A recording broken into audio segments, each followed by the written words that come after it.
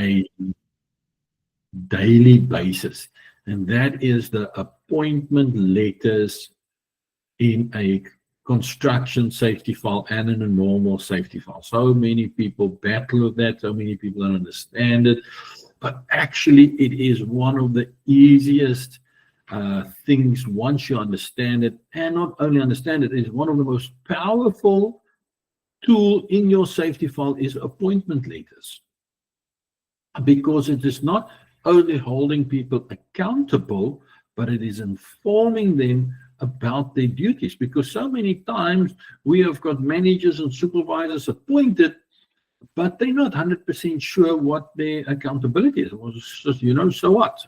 I just carry on with my daily duty. And it is extremely important that we need to inform them, and so that they can act accordingly. Okay. We also find that the client itself, your client, wants to know who those people are, so that they have got a line of communication. Good morning, Anne. There's still people joining. I like that. Okay, so let's quickly have a look. Who here is safety officers? If you can maybe just give me a hands up there or a thumbs up, then I can more or less know.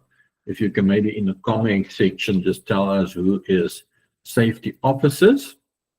And then also if if all of you guys are compiling your own safety file. I'm also going to make a differentiation. There's a difference between construction safety file appointments and your normal manufacturing and stuff like that. Okay, good.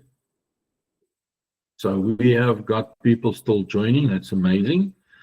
Okay, let's quickly have a look. I'm going to share my screen so that you guys can see.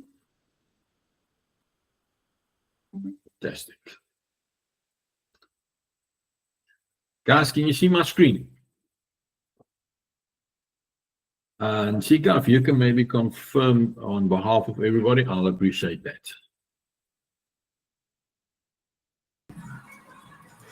Sorry, Gert, I missed that. I was on a call, sorry. You said, if I can confirm? Can you see my screen? I can see your screen. Fantastic. Now, guys, when we do appointments, there's a couple of things that we must understand before we do appointment. Let's just quickly see if we can have understanding of what the construction regulation says. Okay, there you go.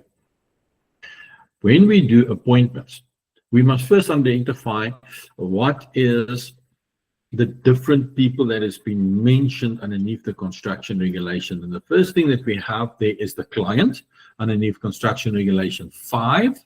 Okay, construction regulation 5, which talks about the duties of the client. Then we have the client appointing your principal contractor. Okay, and it mentions then there all the duties and the requirements that they need. Then underneath we also have normal contractors, but we commonly known as subcontractors. Okay, so these are the 3 levels that we have that we must understand of the different people that we have. So all of this has got different appointment letters. The first appointment letter, and we spoke last time about it, is that the client will appoint the principal contractor. That is according to 37.2 and the 5.1 CV. There you go. Okay, those appointment letters. Then we have the principal contractor appointing the subcontractors. Now, those are legal appointments as mentioned between 2 companies. Okay, those are company appointment letters. We spoke last time about it. But let's quickly have a look. If we have a look at our appointment structure of what we are looking for, we have management appointments, okay, which is extremely important, and then we have duty appointments. Let's quickly have a look. The first management appointment that we have is the CEO, and there I took a snippet of the construction regulation, which says that the CEOs, section 16.1 says the chief executive officer, so far as reasonable practical, ensure that the duties of his employers are contemplated in act and properly discharged. So the CEO is ultimately responsible, but he has got the right to appoint somebody to assist him in his duties and liabilities, and that is your 16.2. Without derogating from his responsibility or liability in terms of 16.1, can you see that the 16.1 remained ultimately responsible, but he can appoint people to assist him in his duties. I just quickly want to put that off. Okay, so when you've got a construction site, you will find that your 16.2 is then the project manager, the person that the CEO have appointed to oversee a certain project. Okay, he runs that site. He's the eyes and ears of the CEO. He reports back to the CEO. Good. Now, each site, look at this, has got a construction manager. Now, guys, this is where there's a lot of not clarity in the industry. Now, let's quickly see what the construction regulation says. 8.1 says that the principal contractor, look at that, principal contractor must in writing appoint one full-time appointed person as the construction manager with the duties of managing, look at that, all the construction work on a single site. Look at this, including the duties of ensuring occupational health and safety compliance, and in the absence of the construction manager, an alternative may be appointed, and that is your assistance. Okay. Now, guys, so many times we get clients here that says the principal contractor is requesting him to appoint a construction manager, meaning that there's now two people that working on the site. Now, the duty of a construction manager is that he is ultimately responsible. He is the guy that says, today we're going to cast concrete slabs, and the following contractors must abide by it. The client cannot now, the subcontractor cannot come and say, but I am the construction manager, and we're not going to cast that. That is the highest authority on a site. And that is your construction regulation, 8.1, construction manager. Okay, so please make sure that this construction manager is appointed by the principal contractor. Now, this principal contractor, okay, you see they can appoint subcontractors. Absolutely, okay, can appoint subcontractors, providing designated any person and not relieve the construction manager of any personal duties. Okay, that is fine. This construction manager will then appoint all the 8.7s. Okay, the construction supervisors. Okay, a construction, look at 8.7 now. This is now in your, as a subcontractor, that says, okay, I'm the contractor that needs to throw the slab. What do you want me to do? That person is the 8.7. Okay, so he says the construction manager, remember, from the principal contractor, must in writing appoint construction supervisors responsible for construction activities and ensuring occupational health and safety and compliance on the construction site. Does that make sense? So if you are not the principal contractor, you will not have a construction manager. The principal contractor manager actually needs to appoint your supervisor. Okay, once again, this is a little bit where there's a lot of discrepancies in the construction industry, whereby the clients come to us and say, no, his client wants him to appoint everybody himself. It is fine. Do it like that. Let your 16.2 appoint whatever your client wants to, because the problem is you've got two choices that you can do. Firstly, you can argue with your principal contractor or with the client, stating, listen, I cannot be a construction supervisor,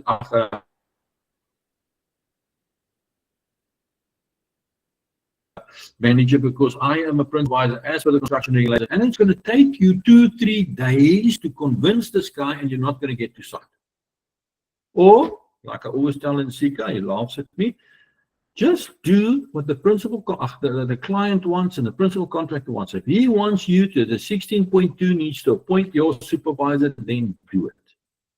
Why? Because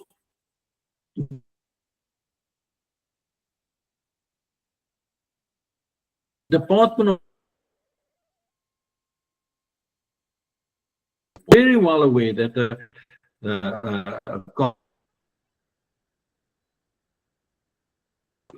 they are not going to ask these type of questions. What they of law, they're going to ask, who is the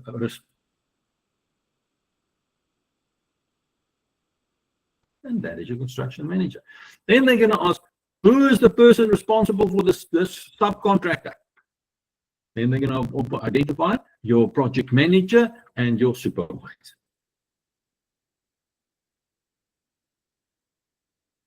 Irrespective of the appointments, they know and they understand.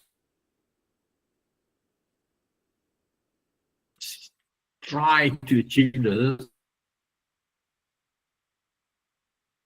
because over and above.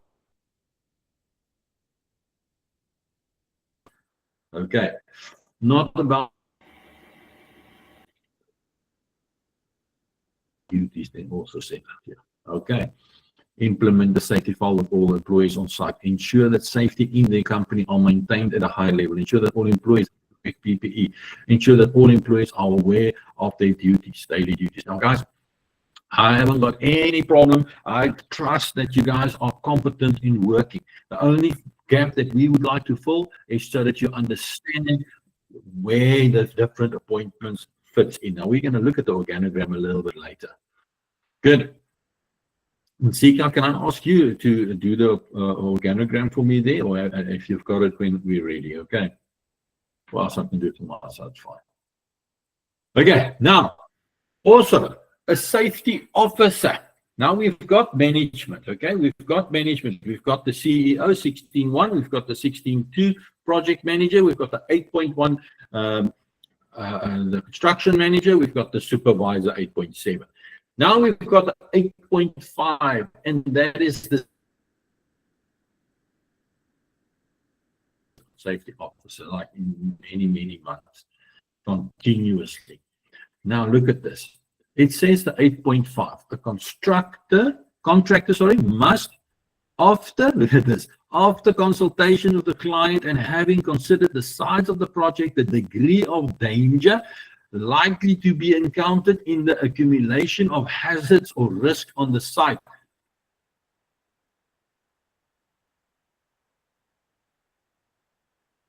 Then,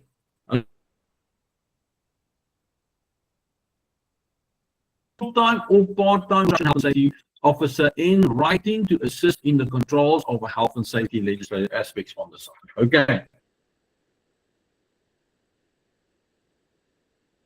Point.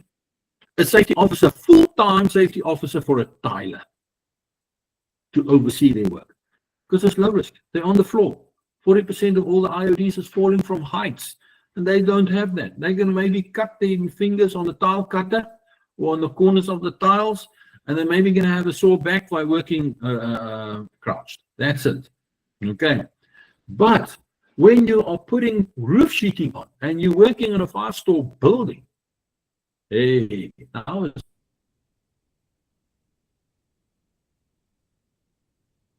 a different thing.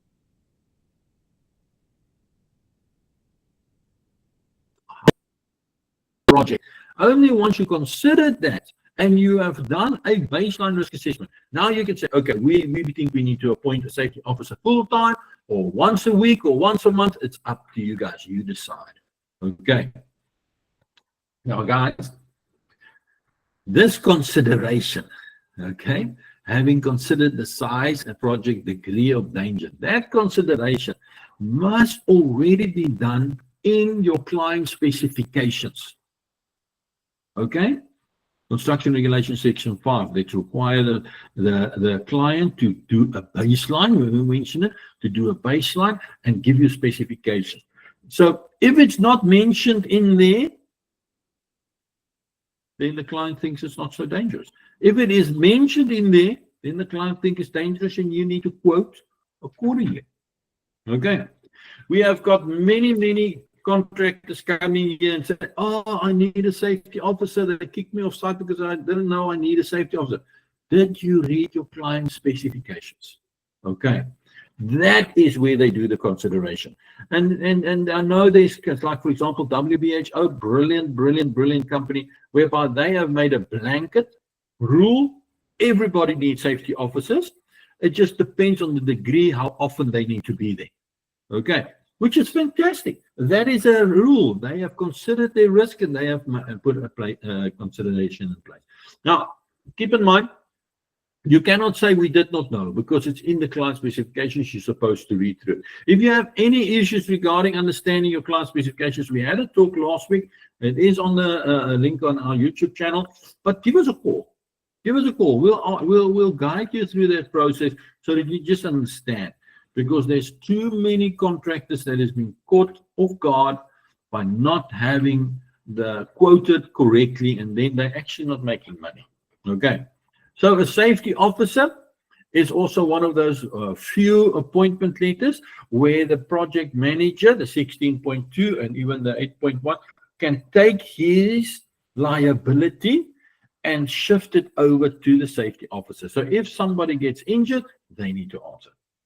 Okay, so this 8.5 appointment letter is extremely serious. Very serious. Okay. Any questions so far? I don't see anybody there. Okay, good stuff. Good. Now, site supervisor, we spoke about that. Health. Now, up until now, we have spoken about management.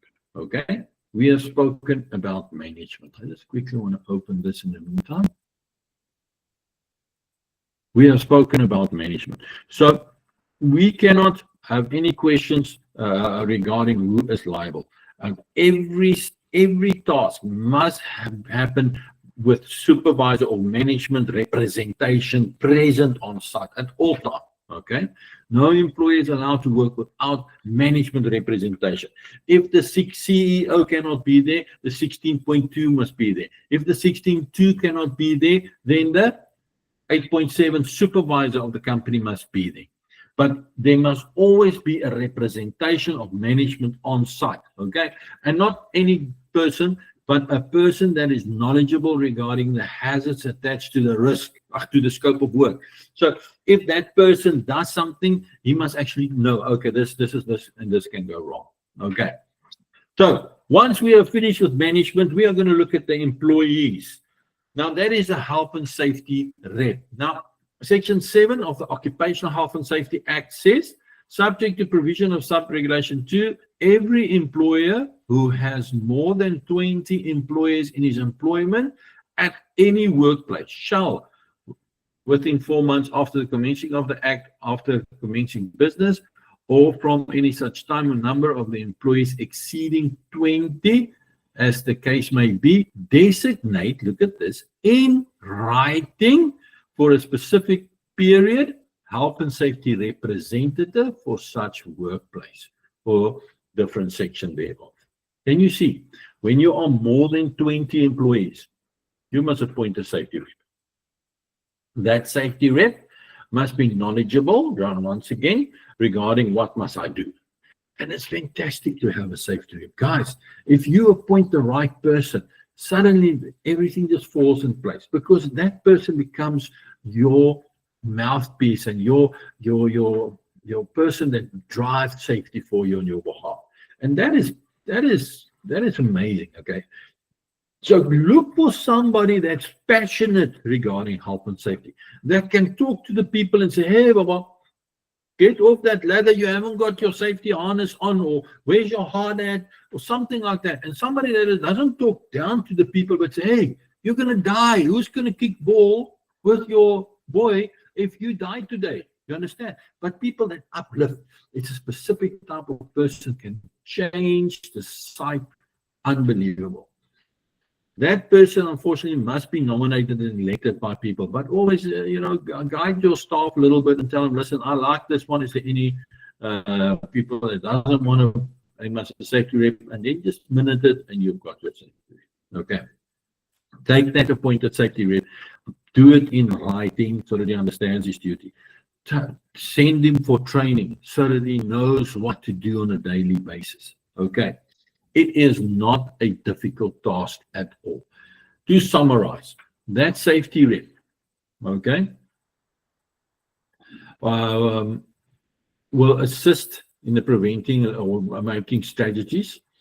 So he will say, listen, this is how we do it. He will attend the safety committee meeting. He will identify, assessing and controlling hazards. So he'll do inspections, okay? He'll do the inspections and audits. He'll be present if there's externals.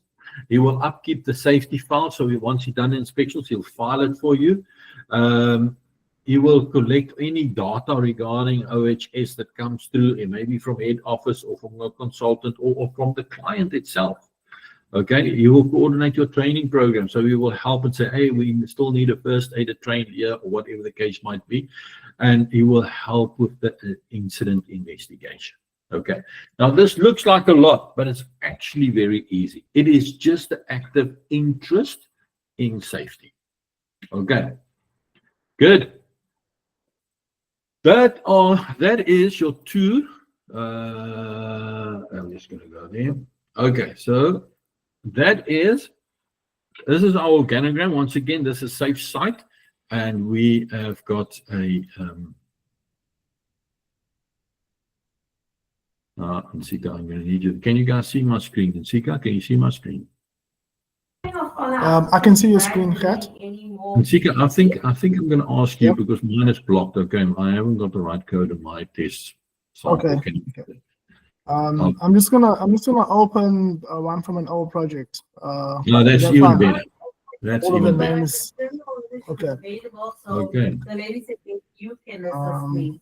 I just quickly want you to show them management appointments and safety rep on the organogram before we go to the functional appointment. Okay. Even if you just open it up and you can put it soft, then I will talk on this side, because I can read Rebecca at the end of the day. Okay. Okay. Now, guys, management appointments is extremely important.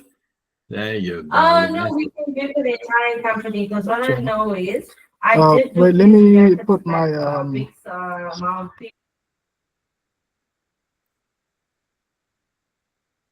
Okay. The organogram.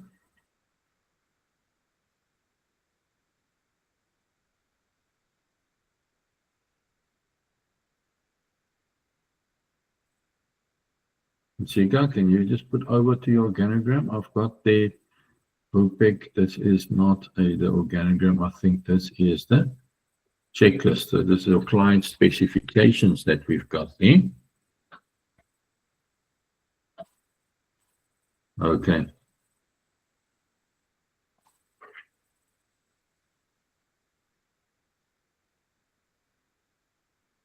Good. Wait a minute, let me just quickly. There you go. Yeah, I actually needed to do the entire screen. Okay. Yeah, there you go. Look at that. That's fantastic. Thanks, Nsika. Now you will see there in the top, we have got then the 16.1, which is appointed then. Then below that, we have got the responsible manager. That's your 16.2. And then just below that, we've got the construction manager, the 8.1. And then below that, we have got all then your your 8.7, which is your supervisors. Okay. Then you can add there your safety officer if you wish to there in the middle. You can add there your risk assessor, your incident investigator. But those are your management appointment letters. Those are extremely important that you guys must understand that.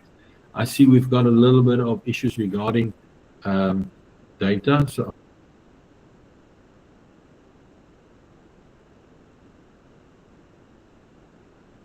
sorry, I'm just going to put my screen off. I see we've got some data issues. Hopefully we can see then each other better. Okay, good. Yes, guys, I see some people are putting their email addresses in there. I appreciate your email addresses because we are obviously going to give you some appointment letters. We can't let you go out there with knowing what to do, but you don't know and you haven't got the documents to do it. So we're definitely going to give you some of the management appointment letters so that you can do it immediately. Okay, Sika, keep it open there.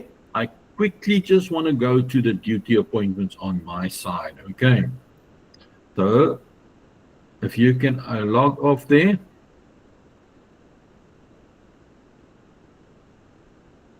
There you go. Thank you. Now, duty appointments. Now, let's say you have got inspections that must be done. So, for example, you have got a first aider, you need a first aider, you need a firefighter. I just quickly want to go there. Yeah, there you go. And you've got different things that needs to do. So in case of an injury, you must have a first aid. In case of a fire, you must have a firefighter. When you're doing a risk assessment, you must have a risk assessor, competent person for that. Investigation of incidences, you must have an incident investigator. Evacuator, when in the process of emergency, you must have an evacuation. Or even for the toilets, if you're responsible for the toilets, you must appoint somebody in writing that know that they are duty for it, your hygiene inspector. Fall protection plan. In construction regulation section 11, it requires you to have a competent fall protection plan. It must be in appointment. When you've got specific tasks, for example, working on a step ladder, you must have a ladder inspector. Working on scaffolding, there's 3 appointments for scaffolding: scaffold erector, scaffold inspector, and working at heights. Okay. Yeah. Then we've got the excavation. When you're doing excavation, when you're doing demolition, when you're working on public roads, you plant operator, heavy machine operator, hazardous chemicals, welders, whatever you guys are doing, and there's machines involved or there's specific tasks that needs to be inspected, you must appoint somebody to take control of that for you. Now, the construction regulation gives detailed information regarding what appointments needs to be done. And it is extremely important, okay? It's extremely important that you guys understand these appointment letters and work with them. And Sika, now I'm going to ask you again if you can just quickly show us all the appointment letters that you have so that we can show the people what we have and we can give them. Okay. Good. Sika, are you there?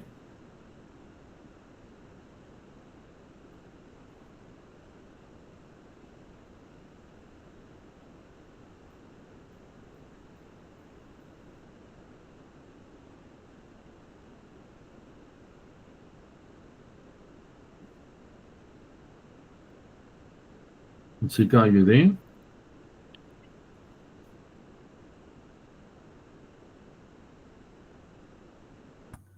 Sorry, Gert, the calls just keep coming through.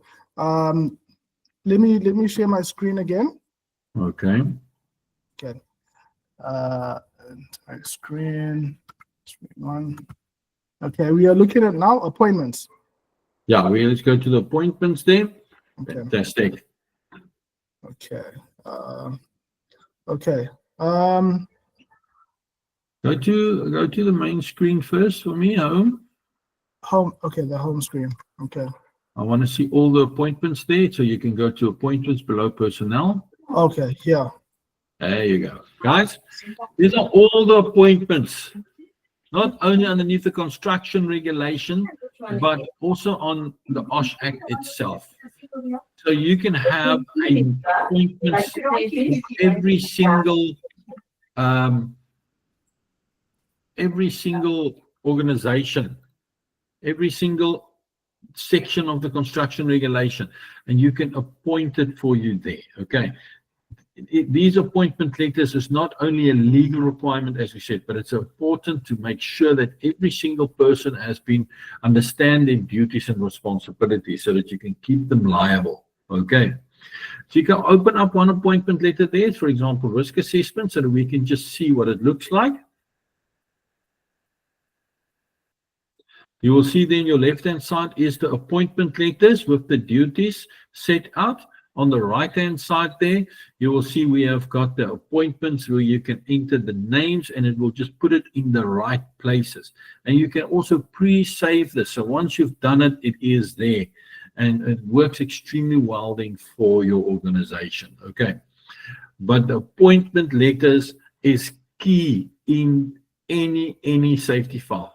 The organogram is a summary of all the appointment letters so that your client can see by one glance, okay, is everybody appointed? Who are they?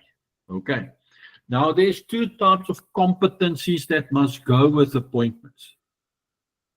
Yeah. There's two types of competencies that goes with appointment. For example, if you've got a risk assessor appointed, go to risk assessment in Sika, you will see that we have got your appointment letter, and then you can add a certificate to it. If you haven't got a certificate, you must have a short CV. Who says that this person is competent enough to do this appointment letter? And that's why the appointment letter competency is mostly based on years of experience then, if you haven't got a training certificate. But somehow you can't just appoint people by stopping on the side of the road and say, okay, today you are my risk assessor. It must be somebody that is knowledgeable and trained. Okay, good. Thank you very much. This is our appointment structure. Sika, that is our software safe site, which can help you to appoint people. If you need it, it keeps track of it and it becomes a breeze. Obviously, we will give you some appointment letters, but we are only going to give you management appointment letters so that you can use it then in your safety file going forward. Okay.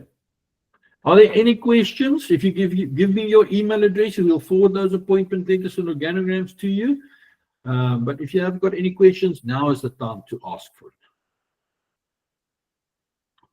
Good. Remember to give us your email addresses so that we can send you some of those appointment letters and organogram. Yes, Adam. How can I help? I see I've got a hand up there.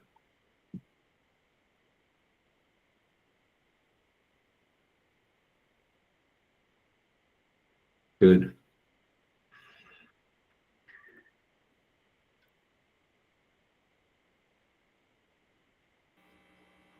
Hi, Gert. How are you doing? Good and self? Not too bad. Thanks very much. Adam Ali from Cape Town, sitting in Joburg now. But nevertheless, I wanted to find out from you with regards to the program, or rather the, what's it called? The safe Site, yeah, safe site, the software. Safe site. Is that program available for us to purchase? Yes, definitely available. It is for a single company. It is 2,800 Rand plus VAT, and you can print unlimited safety files for a year. It's an annual license fee. Okay. All right, fantastic. Yeah. I dropped my mail in the box there. Would you be kind enough to send us an application form, or I'm not sure what the process is like, and then sure we can forward that to us. We can do that, yeah. Now, a fantastic program is fantastic. Thank you so much. It really makes your life so easy, and you will see we constantly refer back to the software because it's become so part of us, because that's what we do. We print a minimum of 2 safety files every day, and it becomes so part of us that we literally cannot explain construction regulation and the safety files without it. And there's thousands and thousands of these programs out there, and it's tested and tried, and it's also on the foundation of WBHO safety requirements. So that's why I like WBHO. They're very strict, very strict. Thank you so much, Gert. Okay, guys, thanks very much.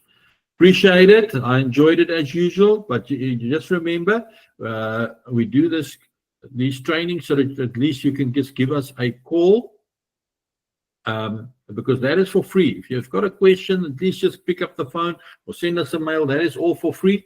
But we would love to don't be alone. You're never alone on your own as a safety officer or somebody that needs to compile safety files. Give us a call so that we can at least just talk you through it or assist you if needed. And Sika, you're still sharing your screen? Okay. Okay, guys, thanks very much. We appreciate it. You must enjoy the rest of your day. Thanks, man. Appreciate it. Okay, hold on. Thanks. Thanks, guys.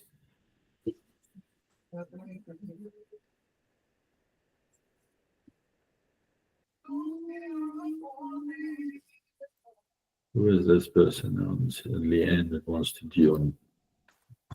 Mary. So we talk to Mary.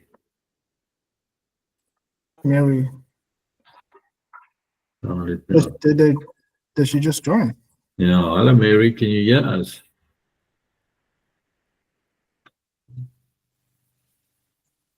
Mary, can you hear us? Yeah, we just finished, Mary. So if you've got any questions, you're welcome to call us directly. Okay. Mary, can you hear us? Okay. Yeah. I see Fezzi's got his hand up. Yes, sir. How can we help? Good day, guys. Hi, sir. How are you? I'm doing good. How are you? I'll be good.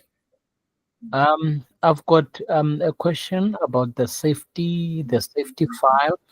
Yes. We are involved in a hemp and cannabis project in Butterworth. I didn't join when you guys started, so I didn't hear most of what was discussed during the session. However, I'm concerned because we're using the chainsaws. We'll also be using cutters. We'll be using lots of machinery there. Also, I've got an interest on compliance. It's got something to do with training and development. It's a compliance certificate which has got something to do with the OHS. Yeah. But I will send you my details via emails.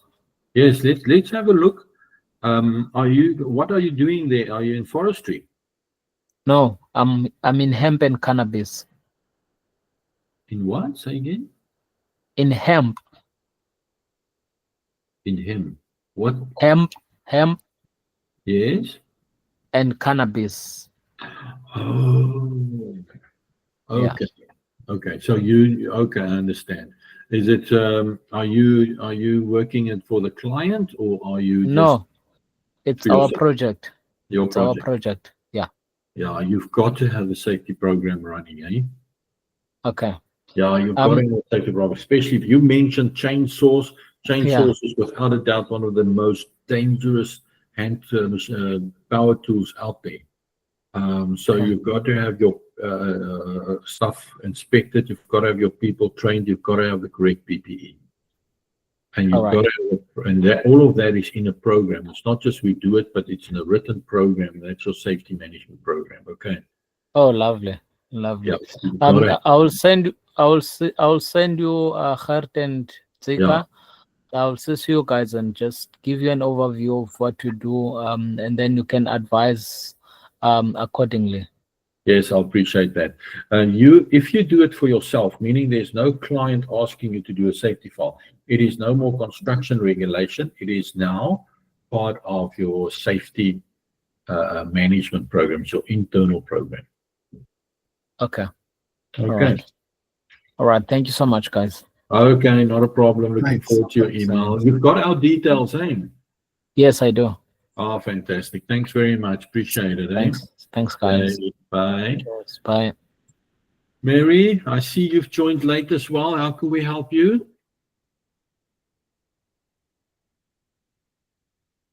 Lolly?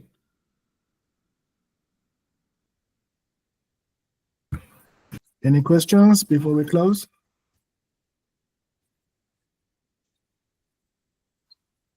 Okay, I'm just removing them now. Okay. Okay.